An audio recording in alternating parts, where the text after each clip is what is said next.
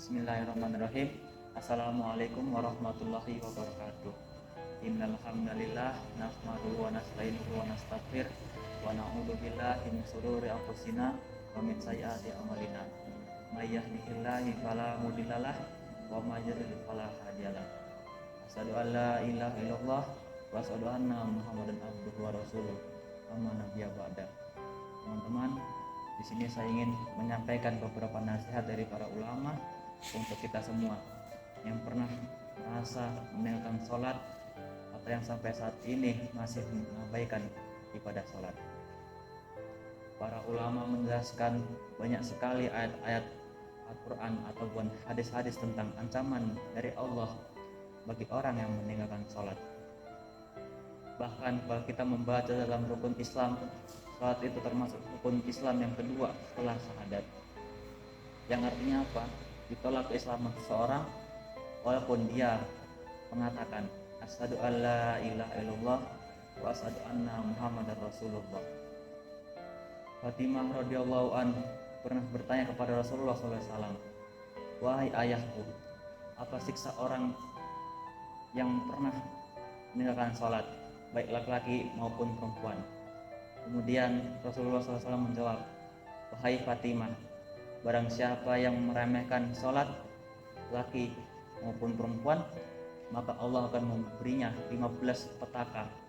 6 diantaranya ada di dunia, 3 diantaranya ada di kematiannya, 3 diantara ada di kuburannya, dan 3 pada hari kiamat saat dia dibangunkan dari kuburnya. 6 petaka yang diberikan kepada Allah bagi orang-orang yang meninggalkan sholat tersebut diantaranya adalah Allah akan mencabut berkah umurnya, Allah akan mencabut berkah rezekinya, Allah akan menghapus ciri-ciri muka orang soleh darinya, semua amal yang dilakukannya tidak diberi pahala, doa-doanya tidak terangkat ke langit dan tidak mendapat bagian dari doa-doa orang-orang soleh. 3 petaka lainnya yang akan Allah timpakan kepada orang-orang yang meremehkan sholat diantaranya adalah matinya dalam keadaan terhina, lapar dan kehausan. Rasa hausnya tersebut tidak akan hilang andaikan ia diberi minuman 1 sungai penuh. 3 perkara lainnya yang menimpa orang-orang yang meremehkan sholat dalam kuburnya, yaitu Allah akan menyerahkan kepada malaikat maut yang menakutkan.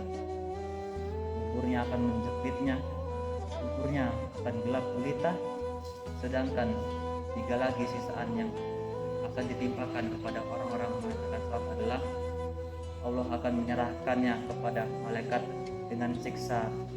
Malaikat tersebut akan menyiksanya, akan menyeretnya dengan posisi terbalik. Dihisab oleh Allah secara detail, Allah tidak akan menoleh kepadanya dan tidak mensiksikannya, dan baginya azab yang sangat pedih. Nanti di akhirat, salat adalah amal pertama yang akan ditanya oleh Allah SWT. Seandainya salat kita benar, maka amal lain akan juga Allah perbaiki. Tapi seandainya salat seorang itu rusak, maka semua amal lain akan ikut rusak bersama dengannya. Salat sesuatu yang tidak bisa kita abaikan apapun alasannya. Kita boleh tidak membayar zakat, kita boleh tidak haji jika tidak mampu, kita boleh tidak puasa jika tidak mampu dengan cara qada ataupun bayar fidyah. Tetapi kita tidak bisa menunaikan sholat jika kita tidak melakukannya tepat waktu karena sedang musafir atau alasan lainnya. Kita bisa menjamaknya. Tidak bisa melakukannya di masjid karena ada uzur-uzur tertentu, badai, hujan dan seterusnya. Kita bisa melakukannya di rumah. Kita tidak bisa melakukannya secara berdiri, kita bisa duduk ataupun berbaring. Tidak ada alasan lagi bagi kita untuk meninggalkan sholat, saking pentingnya ibadah itu. Orang yang meninggalkan sholat berarti dia telah memutuskan hubungannya dengan Allah SWT. Apa rasanya jika diputuskan tanpa alasan? Kita udah baik kepada seseorang, kita udah perhatian kepada orang itu, kita udah berkorban kepada orang itu, kita telah memberikan semua hak orang itu, tetapi tiba-tiba diputuskan tanpa alasan yang jelas. Bagaimana perasaan kita? Renungkanlah.